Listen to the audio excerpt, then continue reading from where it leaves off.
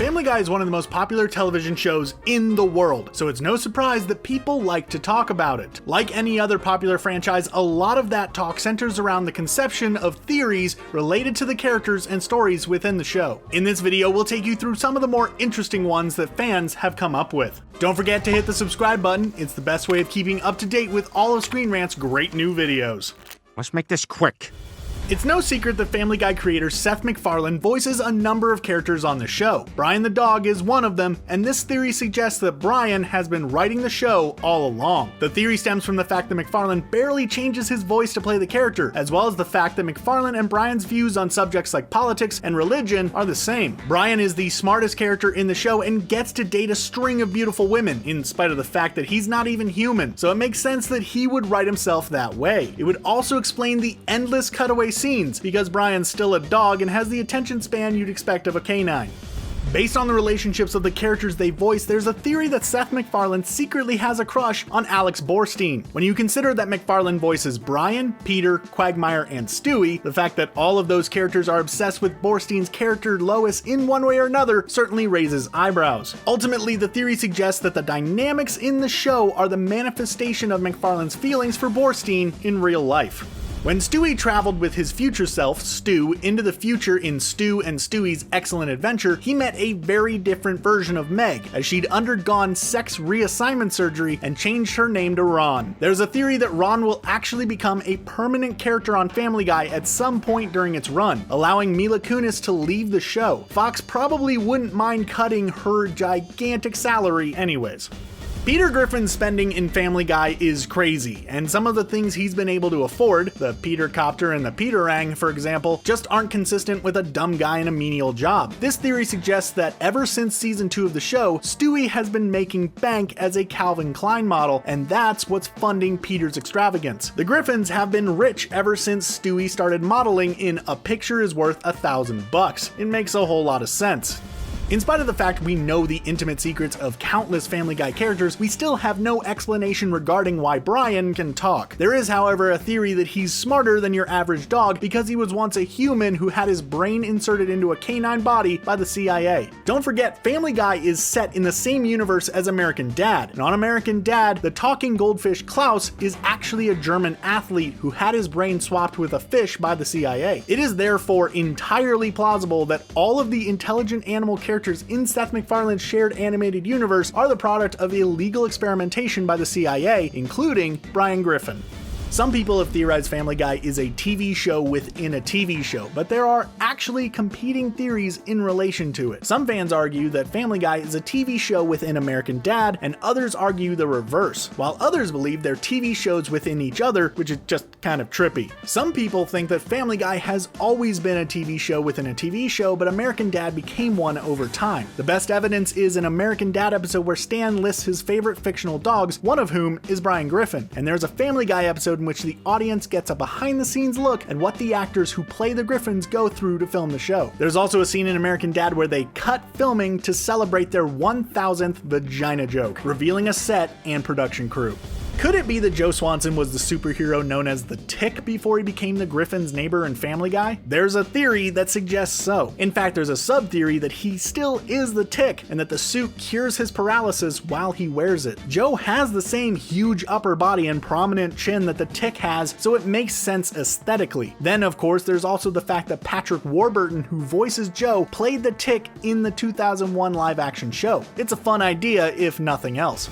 The episode Meet the Quagmires revolved around Peter going back in time and causing himself to end up with Molly Ringwald instead of Lois. The episode featured a joke that many fans have theorized was a prediction of Supreme Court Justice Antonin Scalia's death. In the episode, Death announced that Dick Cheney had shot Scalia in a hunting accident, and a few years later, Scalia died after a hunting trip. Although he died of natural causes while on the trip, some fans of the series still suspect somehow Family Guy was able to predict his death.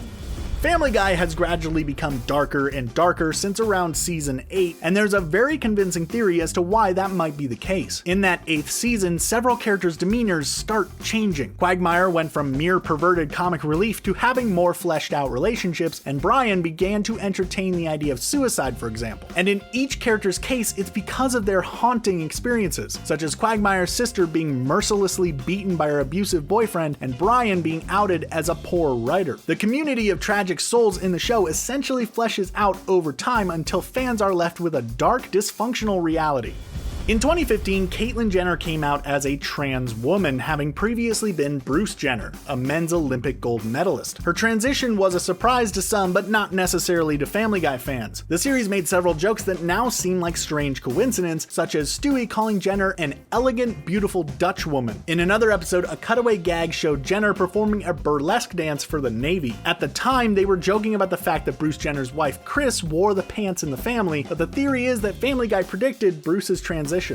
There's a very convincing theory that suggests Meg could be Stewie's mother, not his older sister, and that Lois and Brian conspired to hide the teenager's pregnancy. Peter and Kris are far too stupid to figure it out, so it's not completely out of the question, or at least it wasn't until the Yug Lemaf episode, when Stewie's broken time machine caused time to flow in reverse, and the baby is unborn, getting sucked back inside Lois. Then again, given that Family Guy's continuity is all kinds of messed up, it's still a possibility.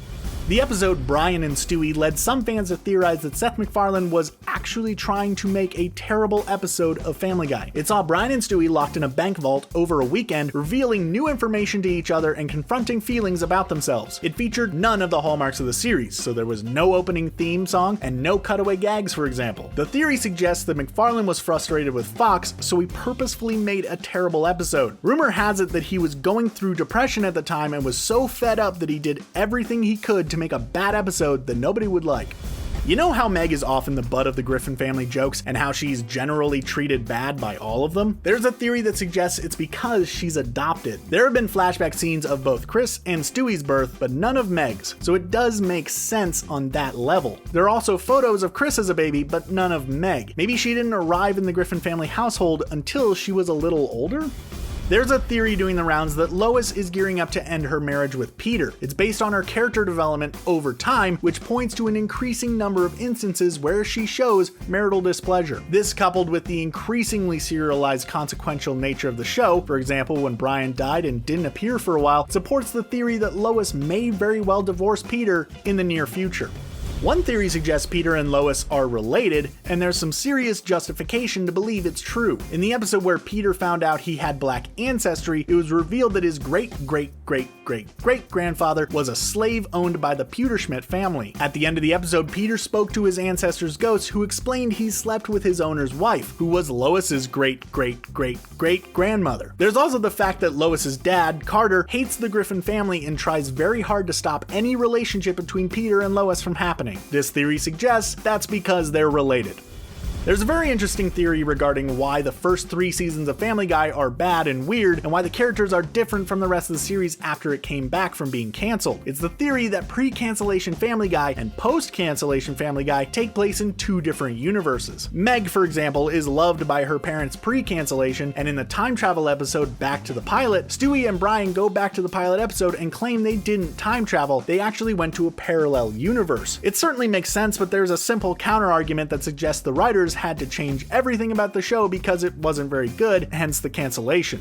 There's a theory about Brian that suggests his substance abuse issues are reflected in the apparent de-evolution of his character. And there's no doubt that there's a compelling argument that over time, Brian's alcoholism has morphed his character just as the disease does to its victims in real life. Brian definitely seems to be getting dumber over time, and it's likely because the alcohol he so regularly drinks and the drugs he occasionally uses are having a degenerative effect on his brain. If that's the case, could Seth MacFarlane be trying to send out a subliminal warning of the dangers of substance abuse? Maybe.